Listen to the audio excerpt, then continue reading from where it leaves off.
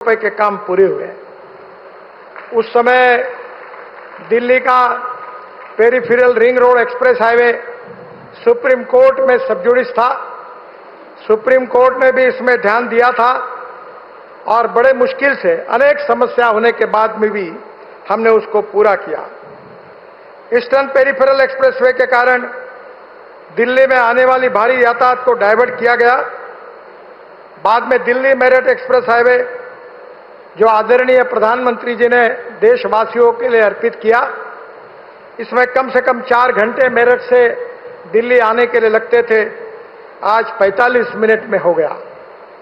मुकरबा चौक से सोनीपत तक और धौला कुआं से गुरुग्राम तक ये भी बड़ा ट्रैफिक जाम प्रदूषण की समस्याग्रस्त वार्ड था, उसको भी सिग्नल फ्री किया गया। विशेष रूप से ये UR2 है, ये और द्वारका एक्सप्रेस हाईवे ये दिल्ली के मास्टर प्लान में 2001 में प्रस्तावित थे, पर पिछले सरकार ने इसमें कुछ कार्रवाई नहीं की। आदरणीय परवेश जी जब सांसद थे, अनेक बार मेरे पास आकर उन्होंने इसकी मांग की। मैंने कहा इसका संबंध मेरे विभाग से नहीं आता। बाद में काफी आग्रह होने के बाद जब ध्यान में आया कि ये काफी महत्वपूर्ण है, तब UR2 का कार्य NHAI ने अपने हाथ में लिया। आदरणीय मनोहर लाल जी मुख्यमंत्री थे, उनके विशेष अनुरोध पर हरियाणा और दिल्ली को जोड़ने वाला द्वारका एक्सप्रेसवे भी हमने हाथ में लिया। ये दोनों ही project state of art projects है। इसकी अनेक विशेषता है। स्टेट ऑफ आर्ट तो प्रोजेक्ट है ही, पर वर्ल्ड क्लास प्रोजेक्ट है। टनल में एक रोड है, उसके नीचे और एक रोड है और एक ब्रिज पर 4 लेन के रोड बने हुए हैं। इस प्रकार का एक अपने आप में एक बहुत महत्वपूर्ण प्रोजेक्ट है। ये प्रोजेक्ट बनाते समय काफी दिक्कतें आई, अनेक अड़चनें और समस्याएं खड़ी हुई, पर मैं हरियाणा सरकार को और दिल्ली सरकार को धन्यवाद दूंगा कि उनके सहयोग के कारण ये समस्या हमने सुलझाई। विशेष रूप से हमारे NHAI के इंजीनियर्स, कॉन्ट्रैक्टर्स, इन सब लोगों ने इसके ऊपर बहुत मेहनत की। इसकी क्वालिटी के और विशेष रूप से ध्यान दिया गया। इसका जब पहला डिजाइनिंग आया था, तब मैंने उनको प्रश्न पूछा था कि 25 साल सोचकर आपने ये बनाया क्या? जब ध्यान में आया कि ये 25 साल सोच का नहीं है, तो डिजाइन को रिजेक्ट करके उसको नया डिजाइन के रूप में बनाया। वैसे ये डिस्टेंस केवल 29 किलोमीटर है, पर सिंगल लेन का हिसाब किया जाए तो ये 563 किलोमीटर है। इसमें टनल्स है, ब्रिजेस है और इसके साथ साथ हरियाणा को और दिल्ली के जोड़ने वाले अनेक रोड को भी हमने अच्छी तरीके से बनाया ताकि इसका फायदा जनता को हो। और हमारे अधिकारियों ने, इंजीनियर्स ने, कॉन्ट्रैक्टर्स ने आज काम जो किया है बहुत अच्छा किया है। कभी काम अच्छा नहीं होता तो मैं उनसे नाराज भी होता हूं। इस काम का परीक्षण करने के लिए मैं आया था। उस समय सक्सेना जी मेरे साथ थे। एक एक चीज हमने बारीकी से देखी थी और एक अच्छा स्टेट ऑफ आर्ट प्रोजेक्ट हुआ है। ये प्रोजेक्ट करते समय हमारे विभाग के सचिव निवृत्त हुए युद्धवीर मलिक, इन्होंने काफी बड़ा सहयोग ये प्रोजेक्ट पूरा करने के लिए, अड़चनों को सुलझाने के लिए उनका भी मिला। उनको भी मैं धन्यवाद देता हूं। ये दोनों प्रोजेक्ट से दिल्ली NCR के लोगों को जाम से बड़ी राहत मिलेगी। अगर मैं ये कहूंगा कि दिल्ली की 50% ट्रैफिक जाम की समस्या ये UR2 और द्वारका एक्सप्रेस हाईवे के कारण अगर कम होगी तो मुझे लगता है आश्चर्य नहीं होगा। इन प्रोजेक्ट्स को हमने दिल्ली से जो अलग अलग जगह से भी जोड़ा है। माननीय प्रधानमंत्री जी ने जो रोड मैप दिया है, उसमें लॉजिस्टिक कॉस्ट को कम करना है। हमारे देश की लॉजिस्टिक कॉस्ट 14 से 16% है, चाइना की लॉजिस्टिक कॉस्ट 8% है और यूरोपियन और अमेरिका की ये 12% है। अभी बीच में बेंगलोर IIM और IIT खड़गपुर और IIT कानपुर, तीनों ने जो अध्ययन किया उसमें कहा गया है कि रोड अच्छे बनने के कारण हमारी लॉजिस्टिक कॉस्ट 6% कम हुई है। मैं प्रधानमंत्री जी को और आप सबको विश्वास देना चाहता हूं कि 2026 के समाप्त होने के पहले हमारे देश की लॉजिस्टिक कॉस्ट सिंगल डिजिट में आएगी, जो हमारे एक्सपोर्ट के लिए बहुत महत्वपूर्ण होगी। हम और कॉम्पिटिटिव बनेंगे।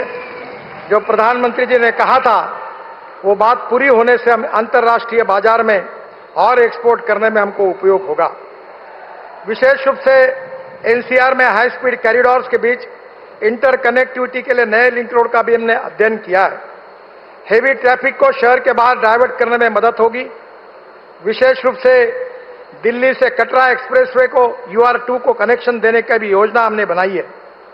जम्मू कश्मीर पंजाब से एयरपोर्ट व दिल्ली मुंबई एक्सप्रेसवे के लिए सीधी कनेक्टिविटी UR2 से मिलेगी। UR2 से दिल्ली देहरादून एक्सप्रेसवे को भी कनेक्शन है। देहरादून से आने वाले वाहनों के लिए एयरपोर्ट के लिए वैकल्पिक रूट का यात्रा समय जो 2 घंटे से 2.5 घंटे है वो 45 मिनट हो जाएगा। दिल्ली से देहरादून एक्सप्रेसवे से नोएडा फरीदाबाद कनेक्टिविटी होगी जो पूर्व दिल्ली का बाईपास के रूप में काम करेगा। उत्तर दक्षिण पश्चिम दिल्ली से नोएडा फरीदाबाद के लिए सीधा मार्ग भी होगा। शिवमूर्ति नेल्सन टनेला मार्ग पर टनल बनाने की योजना हम बना रहे हैं जो महिपालपुर और रंगपुरी के ट्रैफिक जाम से राहत देगी। दिल्ली से गुरुग्राम की आवाज को भी सुगम करेगी। AIIMS Mahipalpur Gurugram elevated corridor Mehrauli Gurugram road पर इनर आउटर रिंग रोड पर ट्रैफिक जाम को कम करेगा। महिलापुर गुरुग्राम तक विस्तार, दिल्ली मेरठ एक्सप्रेसवे से उस टनल का कनेक्शन और नई दिल्ली तथा एम्स को एयरपोर्ट पहुंचाने का भी हम अध्ययन कर रहे हैं। मुझे विश्वास है कि हमें दिल्ली के लिए जो महत्वपूर्ण प्रोजेक्ट प्रधानमंत्री जी के मार्गदर्शन में किए हैं उसमें से 1 लाख करोड़ रुपए खर्चा करके DND Delhi Mumbai expressway March 26 तक पूरा होगा। जेवर एयरपोर्ट से Indira Gandhi airport greenfield link दिसंबर 26 तक पूरी होगी। Delhi Akshardham EP extend interchange, इसके लिए प्रधानमंत्री जी से हमने अनुरोध किया है कि उद्घाटन की तारीख मिलने के बाद सितंबर महीने में इसको भी हम इनॉग्रेट करेंगे। दिल्ली में ग्रीनफील्ड एक्सप्रेस हाईवे 6 हम बनाने वाले थे, उसमें से 3 हाईवे का काम पूरा हुआ है। Eastern peripheral express highway, Delhi Meerut express highway, Dwarka express highway तैयार हो गए हैं। दिल्ली मुंबई एक्सप्रेस हाईवे जो 12 घंटे में दिल्ली से मुंबई जाएंगे वो दिसंबर 2026 तक पूरा होगा। दिल्ली देहरादून एक्सप्रेसवे जो दिल्ली से देहरादून 2 घंटे में आपकी सफर होगी वो अक्टूबर 2025 तक पूरा होगा। दिल्ली से कटरा एक्सप्रेसवे ये हमारा 6 घंटे में हम कटरा पहुंच जाएंगे, ये दिसंबर 26 तक पूरा होगा। मेरा विश्वास है कि आने वाले समय में विशेष रूप से जो कॉरिडोर हम बना रहे हैं वो दिल्ली की ट्रैफिक जाम को और प्रदूषण को मुक्ति दिलाने का हमारा एक प्रयास है। बीच में सुप्रीम कोर्ट तक भी PIL गई थी, पर इन सब का उपाय यही है कि हमें दिल्ली के लिए जो वाहनों की संख्या बढ़ रही है, आबादी की संख्या बढ़ रही है, उस हिसाब से वर्ल्ड स्टैंडर्ड का इंफ्रास्ट्रक्चर बनाना होगा। प्रधानमंत्री जी का सपना है कि हमारा देश $5 ट्रिलियन की इकोनॉमी बने, हमारे देश वर्ल्ड की 3rd लार्जेस्ट इकोनॉमी बने, हमारा देश विश्व गुरु बनाए।